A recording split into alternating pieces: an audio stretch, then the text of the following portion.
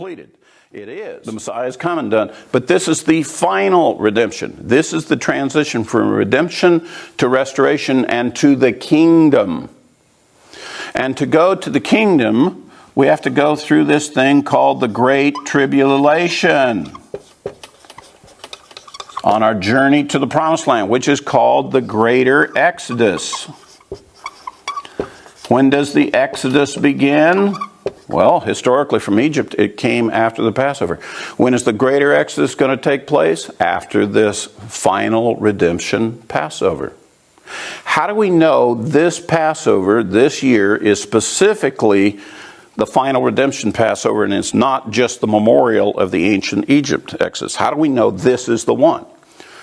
It's because Elijah shows up for the cup.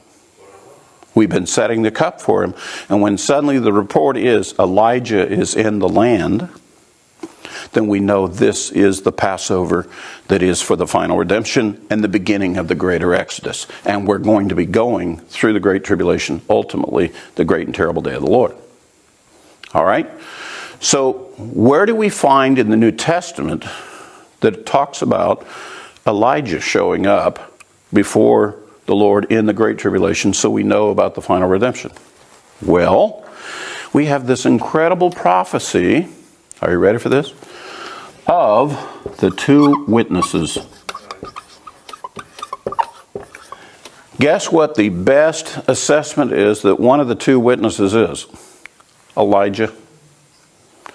We believe that prophecy in Revelation 11 about the two witnesses that come. One who comes in the spirit of Moses, one who comes in the spirit of Elijah, that they will give warning. They will be doing the same thing to Moses and Aaron did with Pharaoh, warning him before the judgments hit, warning the Egyptians about the judgments of God, trying to get them to release the children of Israel so they could go to the Promised Land. So we're going to have that prophecy being fulfilled, and we will know that he's in the world before that Passover because we see these two witnesses take their position at the Temple Mount in Jerusalem prior to the Passover in question. So when we come to the Passover that is the final redemption, we already know Elijah is in the world. We already have the testimony. We already see them operating up on the Temple Mount, announcing judgments. There are impending judgments to come upon the anti-Messiah and upon this world that are turning against the Lord.